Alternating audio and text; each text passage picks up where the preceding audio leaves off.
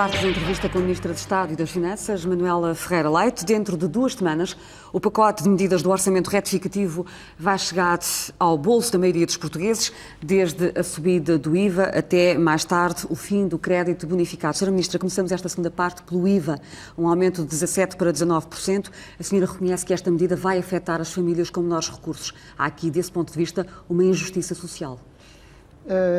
Não subscrevo que vai afetar as pessoas com menores recursos, porque tivemos exatamente o cuidado de só afetar aquela taxa que não incide sobre os bens essenciais e que, portanto, poderia afetar as pessoas com menores recursos. Não incide sobre bens alimentares, não incide sobre medicamentos, não incide sobre os bens essenciais, sobre o gás. Mas incide sobre todos os outros bens que toda a gente compra, não é? Toda a gente se veste, toda a gente se calça. Só vestuário e calçado é que é o único que efetivamente é abrangido nessa... A restauração também, não? Não, a restauração não. Fica de fora? Não, fica de fora também. Portanto, tivemos o cuidado de não atingir todas as pessoas. Mas há um impacto. Há com certeza um impacto. E obviamente quem tem menos dinheiro sofre mais com esse impacto. A alternativa é saber o que é que nós queremos para o país. É esse o ponto essencial, é essa a discussão. Mas a senhora não pensou em aumentar outro tipo de impostos? Não podia. Quando falo no tipo de impostos, penso ao quê? Combustíveis, por exemplo? IRS, o IRC. Não, estava a pensar, por exemplo, nos combustíveis. Alguns analistas pronunciaram-se nesse sentido. Os combustíveis até por acaso já aumentaram. E aumentaram porque neste momento flutuam, portanto aumentam os preços consoante as matérias-primas aumentam e reduzem-se consoante elas se reduzem. Em todo caso, os efeitos no aumento do preço dos combustíveis têm efeitos bastante mais perniciosos em toda a atividade económica do que o aumento do IVA. O aumento do IVA é uma medida de emergência. É uma medida de emergência. Mas é uma medida temporária ou é uma medida definitiva? Como medida de emergência só pode ser temporária. Foi aquilo de que lançámos mão para ter receita imediata. Porque se não tivéssemos receita imediata, chegávamos ao fim do ano e não tínhamos o tal valor de que precisamos, e ao não termos o tal valor de que precisamos... Como a senhora já explicou na primeira parte. Seríamos penalizados e o Governo, não assume... Então quando é que pode voltar atrás? Quando tivermos as contas equilibradas, porque, como digo, o objetivo é reduzir impostos. Se o objetivo é reduzir impostos, assim que a situação económica esteja equilibrada e possa, efetivamente, suportar e aguentar uma descida de impostos, é esse o nosso objetivo. E qual é a sua expectativa, Sra. Ministra? As pessoas perguntam, quando é que o Governo, que prometeu uma descida de impostos, que nos falou no choque fiscal, quando é que o Governo, enfim, começa a descomprimir? Quando é que podemos começar a sentir o cinto, enfim, mais folgado? Qual é a sua previsão, enfim, no prazo de uma legislatura, obviamente? No prazo de uma legislatura, evidentemente que penso que o máximo no metade da legislatura será para compor a situação e outra metade para poder, efetivamente, lançar o país naquilo que é o objetivo do Governo. Porque, com certeza, também as pessoas percebem que não há nenhum Governo que goste de aumentar impostos. A senhora já está a pensar no orçamento para 2003? Obviamente que já estou a pensar no orçamento para 2013, até porque fui obrigada a tal, porque todas as entidades oficiais nos alertam para o problema de 2003. A descida do IRC, do Imposto sobre as Empresas, prometido pelo PSD durante a campanha eleitoral, poderá constar no orçamento para 2013 ou ainda não? Vejo com dificuldade que possa já ser executado no orçamento de 2003. Vejo com alguma dificuldade, porque a menos que houvesse aqui uma alteração muito boa em relação a toda a atividade económica, que permitisse que houvesse um aumento de receita muito substancial que pudesse levar à redução do IRC, que era um elemento bastante importante para nossas empresas serem mais competitivas. Mas há aqui redução de impostos para 2003 nem pensado. Mas há aqui um ponto que ainda não lhe falei, que se não se importa rapidamente, e que digo o seguinte: na parte dos impostos, nós não nos limitámos a fazer o aumento dos 2% da taxa. Estamos numa ação que provavelmente há muitos anos não existe, de combate à evasão fiscal. E apesar de nós não fazermos alarido dessa medida, apesar de no orçamento eu não ter lá metido nenhum elemento relativo à evasão fiscal, porque eu acho que a evasão fiscal não se combate pondo lá números pensando que se vai ter uma receita. A evasão fiscal faz-se combatendo no terreno a evasão fiscal. As medidas que estamos a tomar algumas já tomadas ao fim do mês. Mas quais são, Sra. Ministra? Olhe, por exemplo, já adjudiquei um programa informático que faz um cruzamento de informação, que faz o perfil do contribuinte, que não vai ser fácil haver grandes fugas. Em segundo lugar, por exemplo, estamos com um programa intenso que o Secretário de Estado dos Assuntos Fiscais já desencadeou no que respeita às execuções fiscais. O processo de execuções fiscais, que nem sempre avança com a celeridade com que deveria avançar, vai ser uma ação exemplar, no qual não vai haver contemplações e do qual esperamos obter Mas receita. isso é muito vago, Sra. Ministra. Ainda ontem a Provedoria de Justiça, como sabe, tornava públicas as suas conclusões relativamente ao facto do Estado perder milhões e milhões de contos todos os anos com empresas Exatamente. Com empresas que deixam por ineficiência da máquina fiscal prescrever, não é? Os pagamentos. Exatamente. A preocupação do Sr. Provedor é uma preocupação com todo o fundamento. Preocupação essa que nós já tínhamos e sobre a qual nós já tínhamos efetivamente começado a atuar nessa matéria. A senhora tem ideia de quantos milhões de contos acabam por não entrar anualmente nos cofres do Estado por via da ineficiência da máquina fiscal? Centenas de milhões de contos. E, portanto, essa medida é uma ação que vamos considerá-la como uma ação exemplar e sem contemplações. E como é que a senhora por outro lado, vamos também exercer uma fiscalização séria sobre as empresas que apresentam prejuízos sucessivos e sobre as empresas que têm lucros abaixo da média do setor. Sobre esses vamos exercer, desde já, uma fiscalização intensa. Escolhemos esses dois setores. Sim. E estou convicta de que isso vai ter grandes efeitos na receita. E é uma arma exemplar em termos de combate à evasão fiscal. Mas como é que vai fazer essa fiscalização? Através dos recursos humanos de que dispõe neste momento? Através dos recursos humanos e selecionando. Sabe que na questão do combate à evasão fiscal é muito importante o sentimento de que está a haver uma fiscalização. Mas esse sentimento não existe? Não existia. Julgo que vai passar a existir. Não, as pessoas, enfim, pelo menos até agora, em função das medidas conhecidas, destas medidas de austeridade que temos estado a falar, aquilo que as pessoas dizem, aquilo que lemos nos jornais e aquilo que comentam na rua são sempre os mesmos a pagar a crise. São sempre os trabalhadores por conta do trem, são sempre os mais desfavorecidos, não, uma coisa, os ricos não pagam a crise.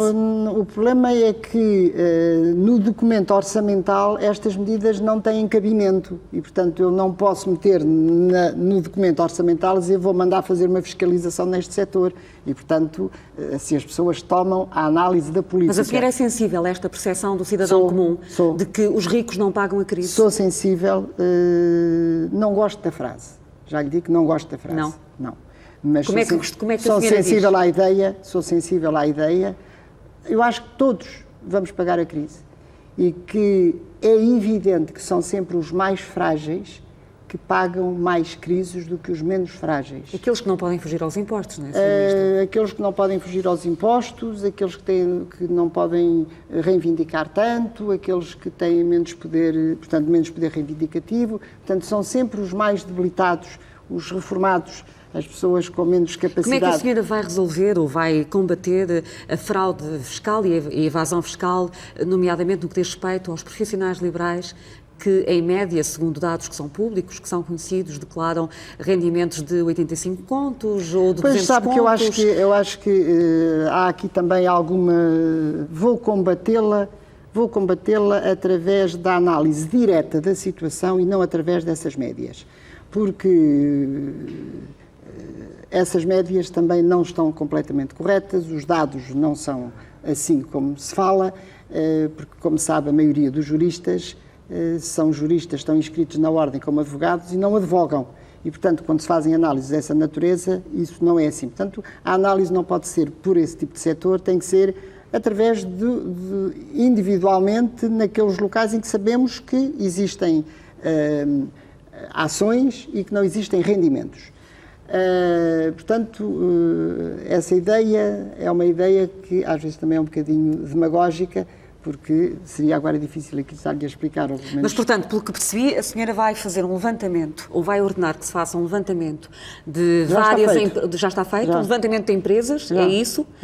Sobre as quais recai a suspeita de que haja um desfazamento entre aquilo que declaram e aquilo que pagam? Se têm rendimentos, se os seus rendimentos são abaixo da média do setor, vamos ver porquê. Se têm prejuízos sucessivos, vamos ver porque é que ainda não fecharam a loja, porque é que ainda estão abertas.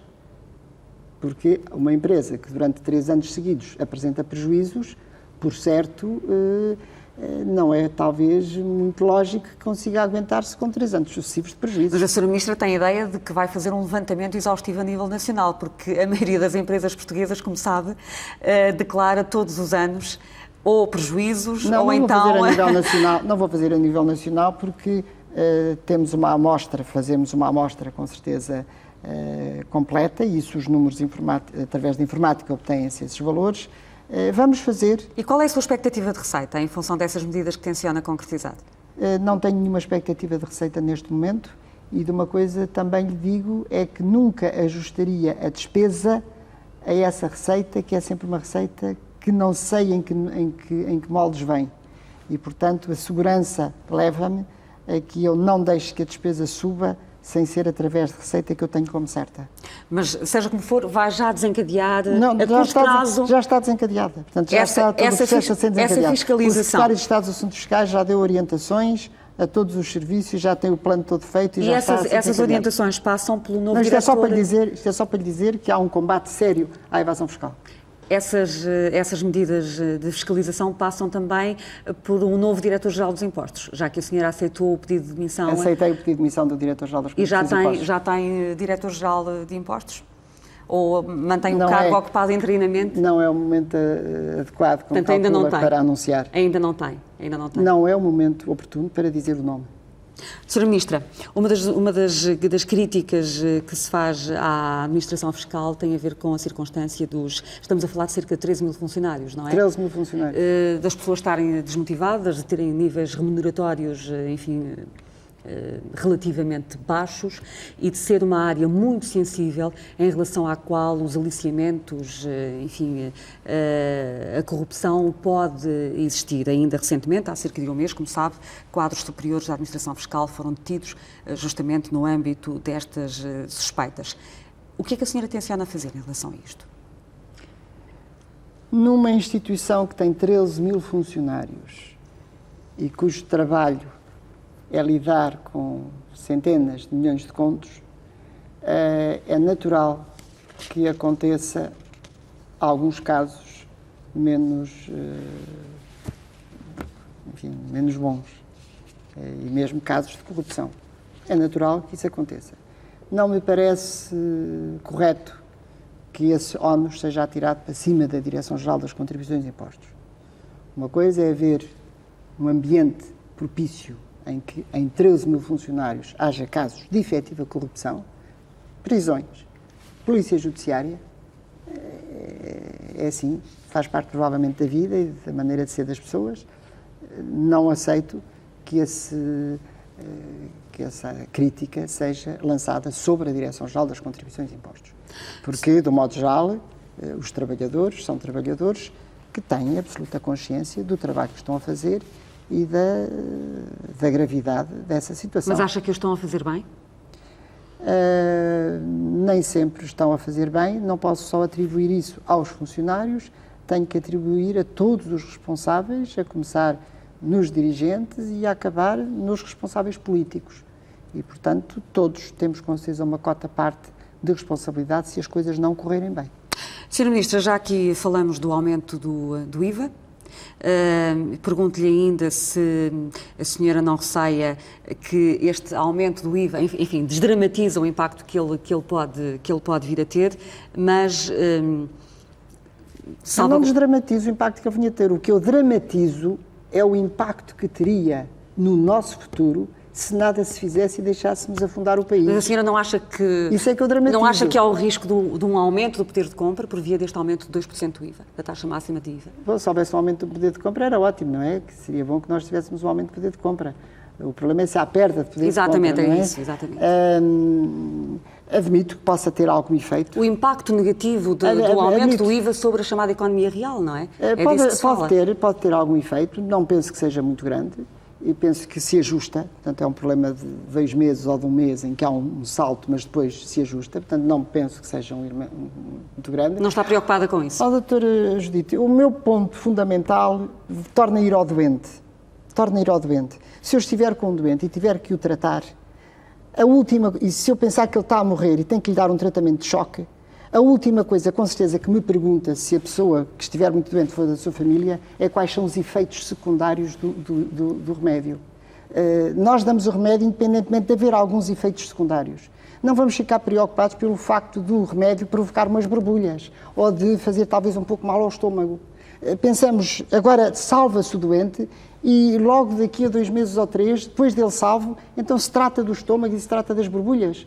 Agora, neste momento é preciso salvar. Nós precisamos tornar a todos conscientes de que há uma situação muito grave, que estamos a tratá-la, que eu acho que é o remédio certo, que eu acho que vai dar efeitos e que eu acho que o país vai ter as condições necessárias para fazer aquilo que nós nos propomos fazer, que é tornar as pessoas com vida de vida melhor.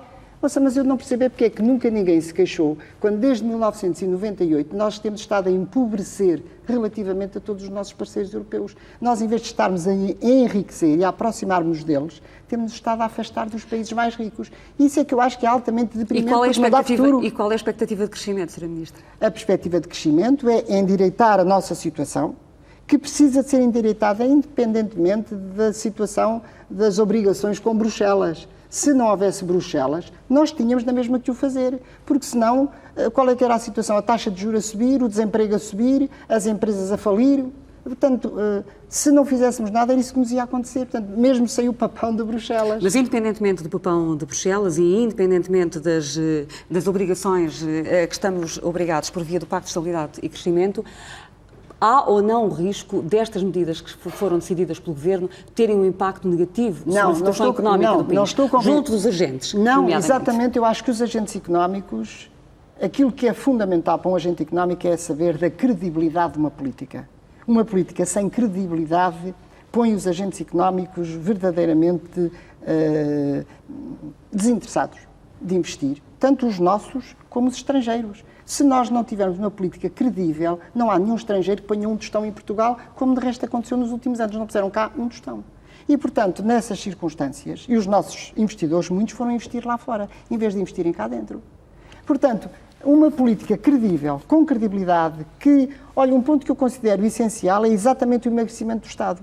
O setor privado perceber e os investidores que uma grande parte dos nossos recursos deixam de estar a ser utilizados em desperdício, que não contribuem em nada para o aumento da nossa riqueza e que passa a ficar liberto para ser aplicado em setores que efetivamente produzem e aumentam a riqueza. Portanto, nada melhor para atrair o investimento, tanto nosso como externo, que uma política credível. Uma das medidas que o PSD avançava durante a campanha eleitoral para atrair o investimento estrangeiro passava justamente pela redução do IRC. É fundamental, é fundamental. Mas, enfim, a senhora já disse que não será a curto prazo que essa descida de imposto sobre as empresas possa vir a ser concretizada. Mas pode acontecer que não será para o orçamento de 2003, conforme disse há pouco, não Mas é? também pode acontecer que, com uma política mais credível, os investidores se sintam atraídos por Portugal. Coisa que tínhamos perdido, credibilidade interna e externa. Sra. Ministra, mas para já aquilo que temos em cima da mesa são um conjunto de medidas de austeridade. São um conjunto de medidas de austeridade. Para além do aumento dos 2% do IVA, que poderá conduzir não ao aumento do poder de compra, conforme há pouco por lá eu dizia, mas justamente a um decréscimo do poder de compra por parte das classes que têm justamente um fraco poder de compra.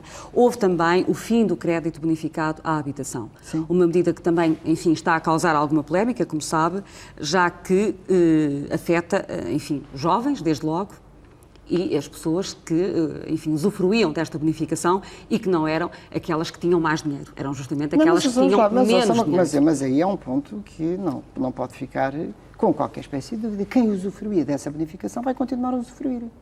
Até não quando? Há, até sempre, para o resto da sua vida, até que pagarem as suas casas. Não se tocou em nenhum direito adquirido.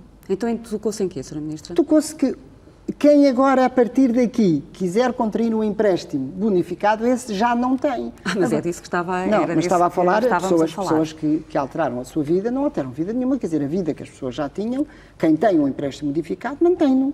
Mas estamos a falar das situações futuras, portanto, todas aquelas pessoas que potencialmente podiam recorrer a esta medida vão deixar de contar com ela. Mas para as situações futuras é preciso não se dramatizar a situação, porque o alcance social que teve a introdução de bonificações de juros no nosso sistema financeiro teve um alcance social grande quando a taxa de juros era de 18%.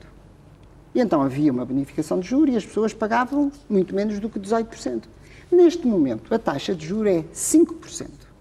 E ao ser 5%, é muito menos do que muitas das pessoas que atualmente estão a pagar com taxa de juros bonificada. É menos, mas ainda representa alguma coisa. Mas representa muito pouco. E, como sabe, representa tão pouco que também sabe que passou a ser de tal forma generalizado que... Mas aí seria um problema de fiscalização, não é? Seria também um problema de fiscalização, com certeza, que está a ser feita. Devo dizer que tem a Inspeção-Geral de Finanças nos bancos, exatamente para verificar onde é que estão falsas atribuições de bonificações de juros, porque evidentemente isso é uma fraude. Agora, a partir do momento em que a taxa de juros é muito baixa, não é pelo facto de haver uma bonificação que deixa de haver incapacidade para comprar casa.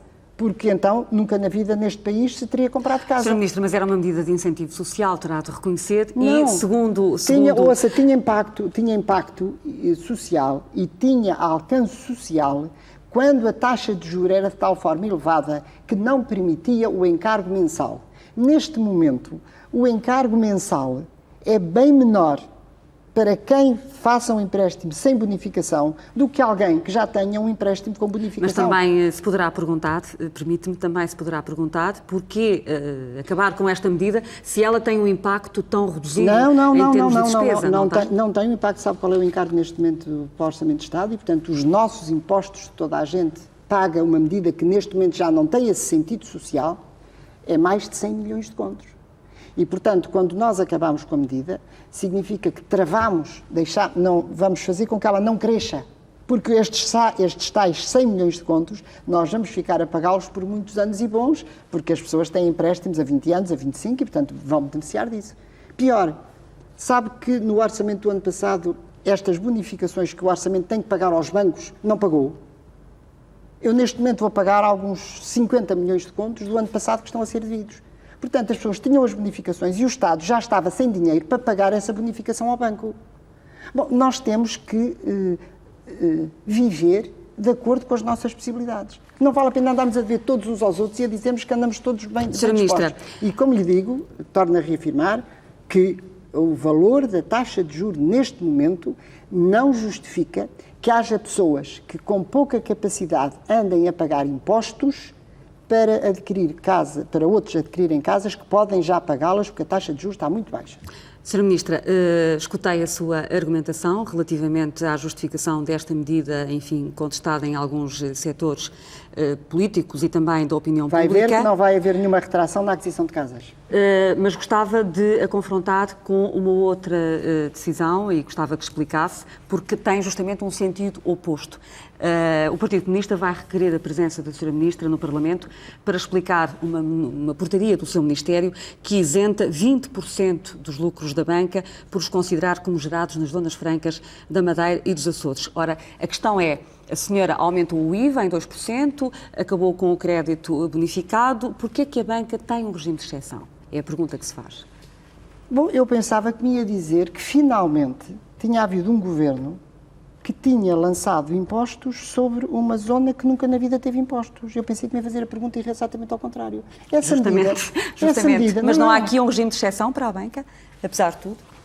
Ouça, podemos dizer, tomar a medida, direi que genérica, e quando eu falo em genérica, dado o nosso problema de globalização neste momento, é uma medida para todo o mundo de acabar com as zonas francas, acabar com os chamados offshores. Podemos fazer isso.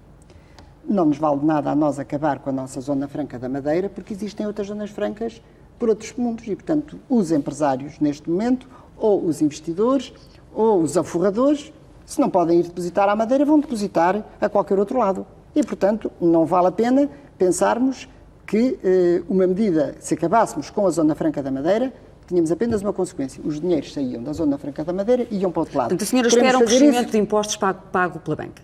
Queremos fazer isso? Penso que não é ideia de ninguém fazer isso, porque vamos prejudicar-nos a nós próprios. Portanto, a Zona Franca significa rigorosamente isso. Não haver pagamento de impostos. E, portanto, é incoerente dizer-se mantenha-se a Zona Franca com impostos. Bom, e, portanto, nós fizemos alguma coisa nesse sentido. E que foi custos resultantes da atuação dos bancos na Zona Franca não serem todos atribuídos ao continente. Ficarem alguns na Madeira. Lucros também não ficarem lá todos, serem alguns de cá. Portanto, tributamos alguma coisa. E qual é a sua expectativa de crescimento de impostos? É preço por ter cão. Mas então pergunto-lhe qual é a sua expectativa de crescimento de impostos pagos pela banca? Provavelmente, mas por causa da Zona Franca da Madeira, não sei porque... É sobre isto que a senhora vai ser questionada pelo Partido Comunista Português? Eu vou ser, mas eu gostaria depois de perguntar, depois perguntarei também com vocês ao Partido Comunista Português. Mas ao tomar esta decisão, a senhora está à espera de que crescimento de impostos? É capaz de quantificar? Não sou capaz de... Obviamente que não sou capaz de quantificar, porque daí pode resultar que os bancos peguem nos seus depósitos e os vão pôr no outro lado qualquer. Pode acontecer isso. E, portanto, significa que a medida até pode nem ter efeito nenhum. Uma coisa é certa. Tivemos a intenção de clarificar, de tornar transparente as receitas e os lucros obtidos na Zona Franca da Madeira. Dizendo que nem todos, se calhar, são originados lá, alguns serão originados cá. E, portanto, uns são tributados, outros não são. Portanto, é uma decisão de transparência. Mas cujo alcance ainda não é capaz de tentar perceber neste momento. Não, só uma coisa. Da mesma forma do alcance quando se lançou um imposto sobre as mais-valias. De que é que valeu o lançamento do imposto sobre as mais-valias? Os capitais foram-se todos embora, não se recebeu um tostão. Sra. Ministra, infelizmente o nosso tempo está a aproximar-se do fim e temos ainda mas essa da Zona Franca da Madeira tratar. é que eu acho que é um bocadinho para esse petecão e para esse não ter. Quer dizer, porque me pergunta, pagam todos, nós pegamos na banca, tentamos fazer que a banca também partilhe deste sacrifício que a todos está a ser pedido, mas quando está-me a dizer como se me tivesse dado algum benefício. Não, estamos a tributar alguma coisa que era isenta antes.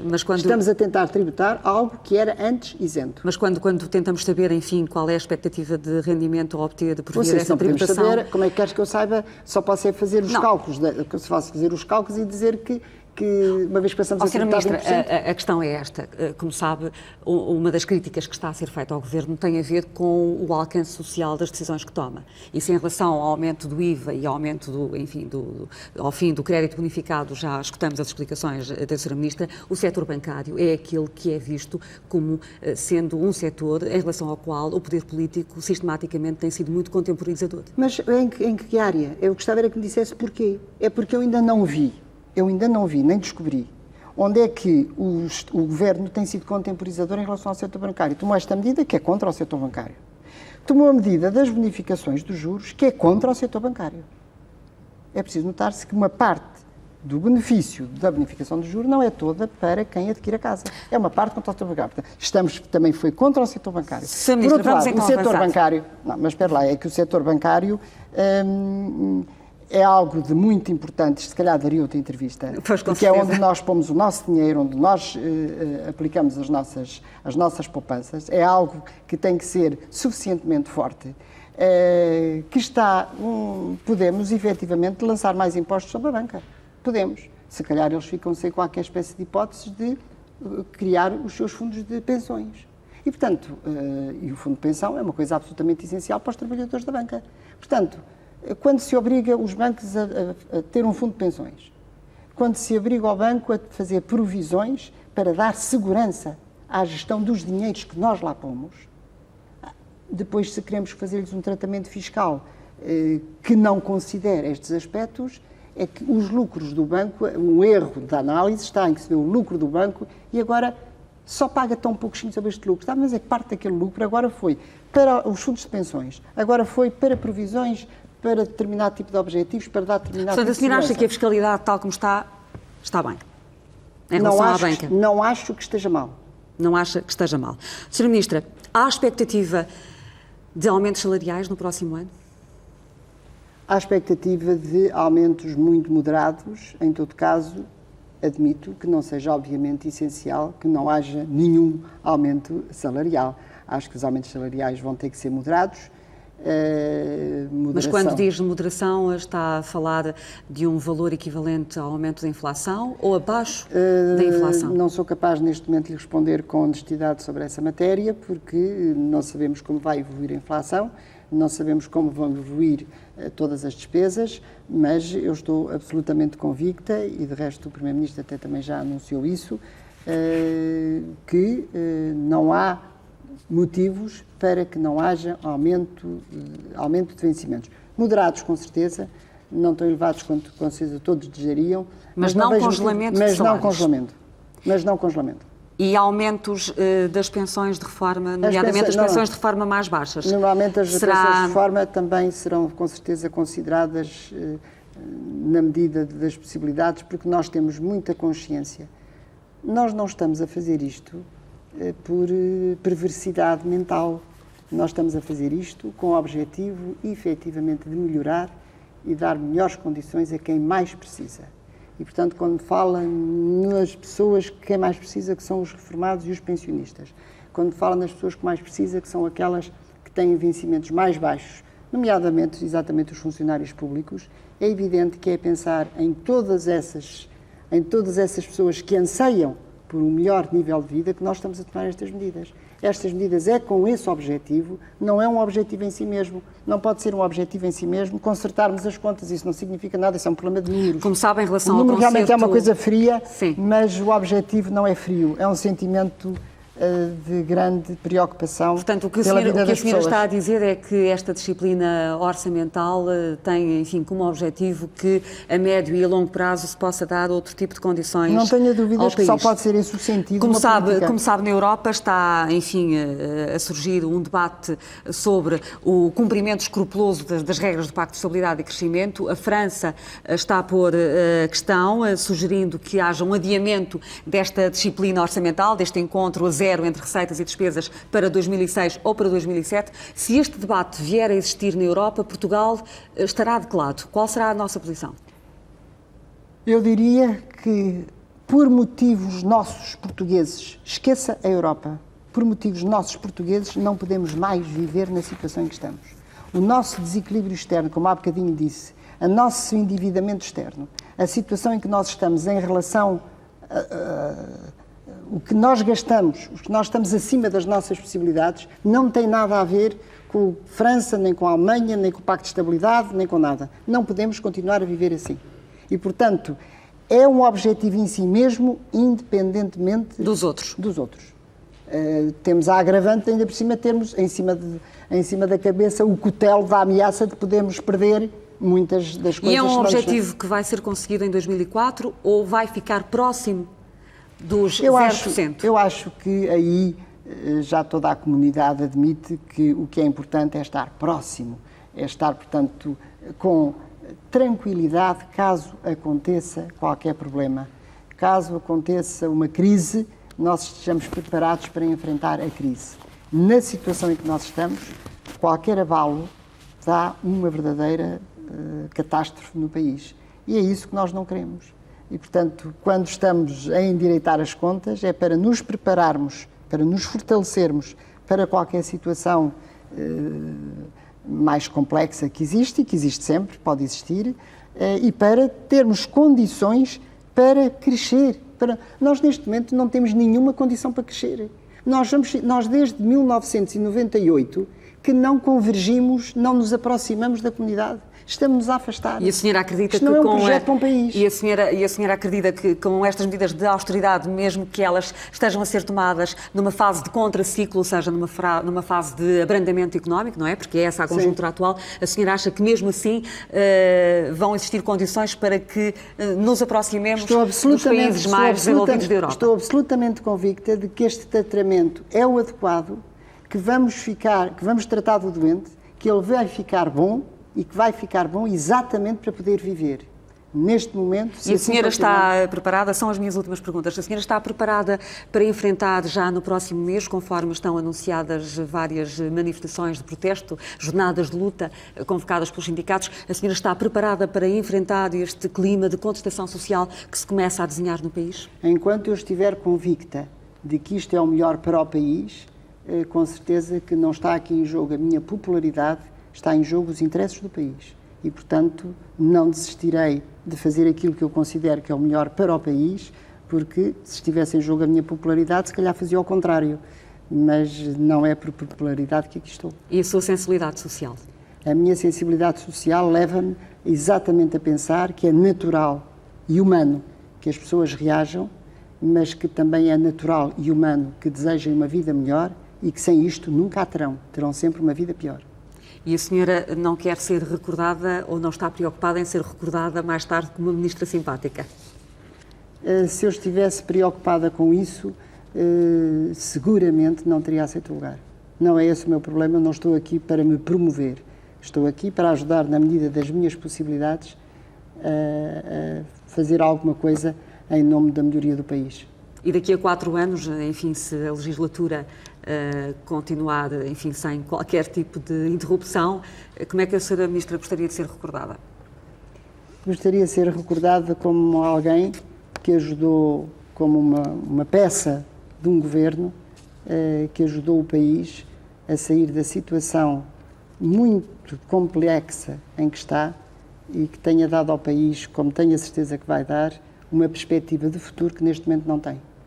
Sra. Ministra, muito obrigada por nos ter dado esta entrevista, numa altura em que havia realmente muitas questões sobre estas primeiras semanas do governo de que faz parte. Nós ficamos por aqui, estaremos de volta de hoje a 8 dias para todos. Muito boa noite.